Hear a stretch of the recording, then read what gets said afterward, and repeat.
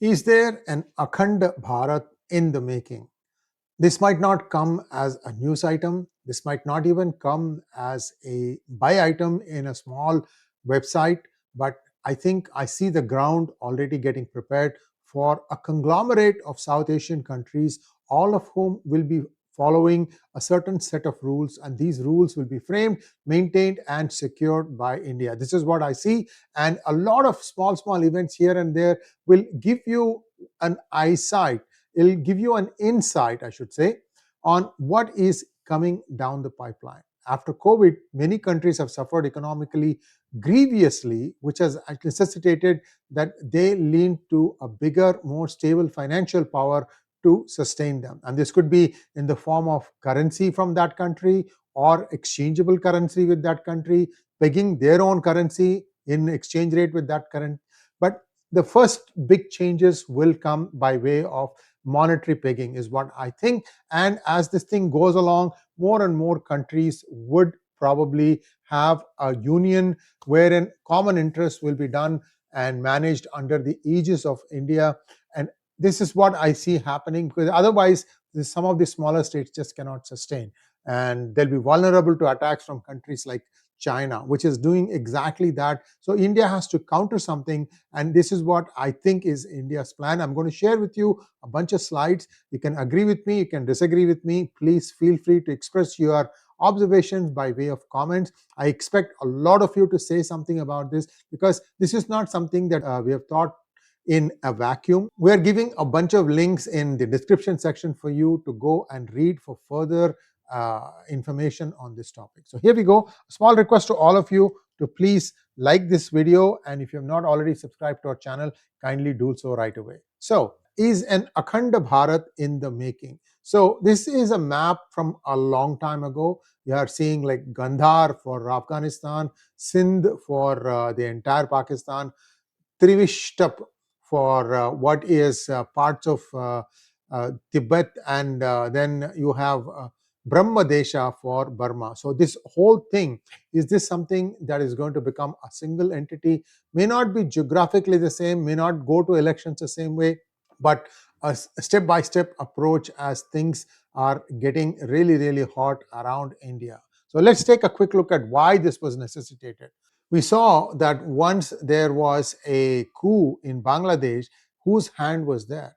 It might have been funded by United States, by USAID, by somebody else, by deep state, whoever you want to say, but the actual implementation on the ground was done by the 𝗖𝗍 of Pakistan. This is something that everybody is in agreement with.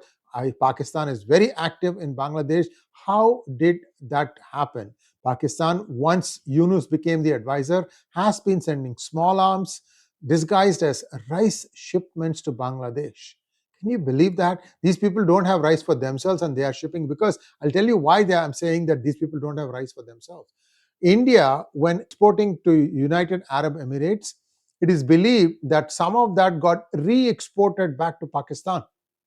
So India put a stipulation, I think 2 years ago, that the rice that is exported to UAE cannot be re-exported. Go back and look at the news items from those days. So India specifically forbade UAE from re-exporting the rice that it was exporting to UAE.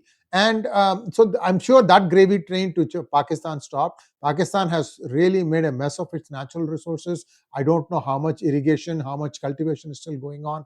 Be that as it may, this was a ruse, saying that they were going to send rice shipments to Bangladesh. They were actually sending small arms, rifles, machine guns, hand grenades, and so on. These containers were arriving at Chittagong port and were transported to military bases and militant training centers in Bangladesh, allegedly under ISI supervision. This is ISI, Pakistan's involvement. What about China? China has its own private army in Myanmar, it is believed, and this is something that I'm going to come to that in a minute, what the name of it is, what exactly is happening. So the way they look at it is they think that the entire Myanmar army is their own private army and that it can protect the economic interests of China in Myanmar. They have had an ambitious economic corridor through Myanmar, and unfortunately for them, it has boomeranged into a security nightmare for Beijing. See, there are many groups that are active in Myanmar, and we're going to come to that in just a moment. So, and the Myanmar army is unable to control them, and even America, which is also trying to do the same thing, help these people. For example, what's happening in Manipur, and now people are trying to make something in Mizoram also. All this was secretly, quietly funded covertly by United States also through USAID. We know that stuff.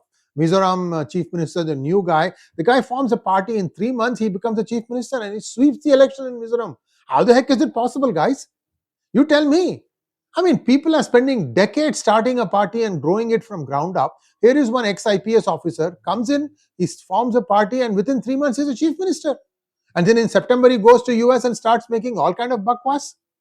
How is it even possible? So America has a lot of explaining to do. Unfortunately, they are so short on explanation. Everybody is just outraging, trying to take down Tesla cars instead of trying to figure out how to save their own skin. Anyway, that's a story for another day. Let's get back to Junta of Myanmar. Junta of Myanmar has been facing stubborn resistance in many of the areas in the northern parts, and they have been losing control. And I'm going to come to Arakan Army, what is happening in just a few slides. I hope you've already liked this video.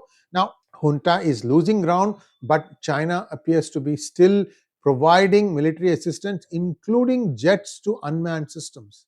How long can China do that? We know China itself is in deep, deep doo-doo. Doo-doo is something else that you can replace with a 4-letter word starting with S. As resistance forces and ethnic armed groups gain control of territories containing critical Chinese infrastructure, Beijing's strategy shifted from economic partnership to military entrenchment. Basically, what it's being hinted in this monologue is that China has probably put troops on the ground in Myanmar too. But then Chinese armies, who cares? If India gets into it in real earnest, and if India says, okay, I'm going to make sure that this side is going to win, it's game over for China, and it's also game over for the junta in Myanmar. Is that what's going to happen? Final end game? Let's watch this. What is happening now?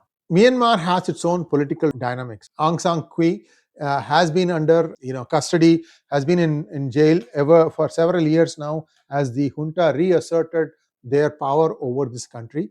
And the junta has been in power since the time they separated from Britain, that is 1948. And then by 1950, they had driven out entire community of Indian trade people who had moved from deep south in Tamil Nadu to all the way along the east coast. Many of them went and plied their trade in Burma. They ran the country practically because the trade was the one that was thriving. For example, you go to deep south, go to Tamil Nadu, go to this area called Natukottai. And if you go there, you will see this huge buildings, 60, 70, 80, 90 years old, all built from teak that came from Burma. And these are all very wealthy chettiars, and they were basically, chettiars are what you call in, I don't like to use the word, but for easy understanding, they are the equivalent of tradesmen or merchants or baniyas, that as they are called in North India. And they, chettiars, nadars, many communities, I'm not just, this is just one state, many other communities in other states also along the east coast, they all went and they basically were running Myanmar. And by 1950, they were all asked to leave just with their clothes. Many people, who, including many relatives of my own, had to come just with their clothes. The only difference between the partition of 1947 and the pushing out of Indians in 1950 from Myanmar was that nobody got killed, or very few people got killed in the 1950 purge of Indians from Myanmar. But since then, the party that has been in power, there was one guy and he got assassinated, and military has been more or less in control. Only now they are seeing a big problem in that the people are pushing back, and they need to do something about it. They had a bit of flirting with democracy, but then they disqualified Aung San Suu Kyi's election, and they said that she's not fit. You can go back and read these things. But she had like a shadow ministry that he was controlling, just like Sonia Gandhi was controlling the UPA. All that happened in the past. But now, again, the military tried to come back and grab power. This happened again a few years ago, but now that power is slipping, and China is trying to see how they can prop up this hand-picked army of theirs, that is the Myanmar army. But are the people with them? That's the question, and it appears that people are not. Now, China has deployed commissioned private soldiers to support the Myanmar junta in its battle against the Arakan Army.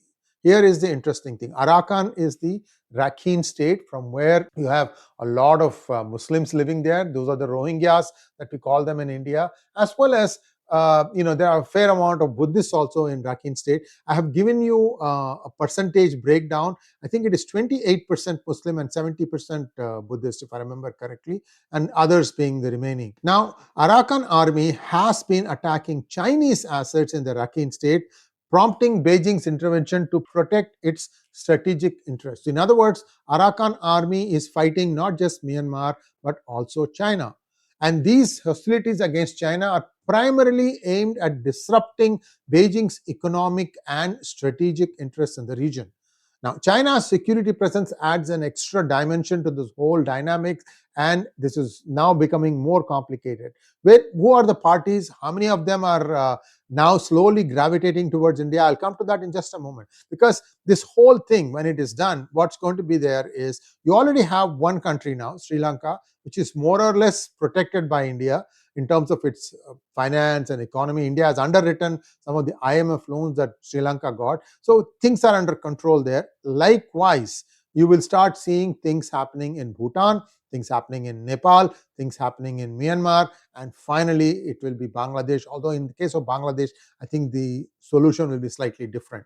This is our theory here. That's why we put that map up. And I'm going to talk a little bit more about what is going on in Myanmar, because this is the one that needs to happen fast. Beijing has already engaged in backdoor negotiations with rebel leaders to minimize hostilities. So what Beijing is saying is, okay, well, don't kill us. We are not with the Myanmar army, and we can do business with you. So this is where India's role becomes important. See, why is China in Myanmar? Because they want to control Myanmar, and that's that string of pearls theory that they have. And then afterward, they'll start creating more trouble in India. So India has every right to defend itself. As you saw in that press conference between Trump and Modi, Trump said, I leave Bangladesh to you. So it's not just Bangladesh, it's the entire region. You can't divide one from the other, because in every one of these places, China has put its foot in, whether it is Bhutan or Nepal or Myanmar or Bangladesh, or even in Pakistan. You see them everywhere. So somewhere India needs to push back, and I believe that things are being put in place now to push back and give such a pushback that Pakistan, for example, will be completely obliterated out of Bangladesh. They will no longer have anybody from Pakistan. That link is going to be cut completely, and that's going to be the hardest one to do. Let's first take a look at what is happening in Myanmar, because we need to understand this first, because once this is solved, then a lot of other things will start falling in place. China's assertive role in Myanmar's internal conflict reflects its dual-track approach to safeguarding its interests. We know that. Now, how is India's support for the Arakan Army? India, that is Bharat. It has had been rocky, but now it is getting more and more evolved. The control of Arakan Army over areas adjacent to India's northeastern states necessitates a pragmatic approach from India. There is speculation that India might be supplying arms and ammunition to the Arakan Army, because what happened was that in the case of, for example, the Rakhine state, where now Arakan Army is almost completely in control, then once you have control, then what happens? You have to administer the place. You have to be better than what was there. Otherwise, the people will not be with you. So what is happening there? A lot of questions are being asked, and we have to get information from the ground. I will have some experts come in and talk to us about what is happening in the Rakhine state now, because India wants to solve this Rohingya problem forever, not to have this thing come again and again. For that, what has to happen? The economic upliftment of the state has to take place, and perhaps resettlement of these Rohingyas back from India to where they came from. That's the only place. Otherwise, they'll always be refugees, and that will be always a problem. For that, the remaining people of Rakhine state also have to accept that. And how do you bring about this acceptance? Here is what India is reportedly doing. It has had confidential talks in November 2024 with the NUG, a National Unity Government, which is also supported by Aung San Suu Kyi, Arakan Army, Chin National Front, and Chin Brotherhood. All these entities are now talking with India, and there is a theory that is evolving, and I'll tell you what that is in just a moment. Ajit Doval, it is believed, has come and had a one-on-one meeting with Donald Trump after he became the president to try and explain what India's strategy is going to be, especially in Myanmar, in Nepal, in Bangladesh, in Bhutan. So that, because once you pick up the ball, right? I mean, you say that you take care of Bangladesh, so something has to happen. A plan has to be put forth. And then that plan has to have a buy-in from America so that combined India and America can take China out of the equation as far as Myanmar is concerned.